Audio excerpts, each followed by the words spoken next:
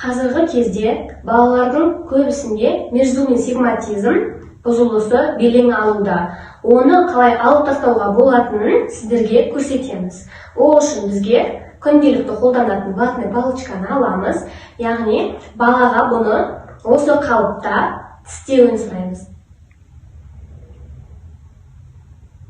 Осы кезде, бала тістеген кезде автоматты түрде тілі астыңғы тісті тіреліп тұрады және ерін езу тартып тұрады. Мінекей.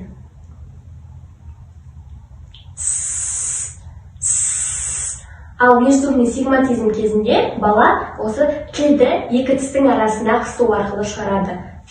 Бұл дұрыс емес дыбыс шығару.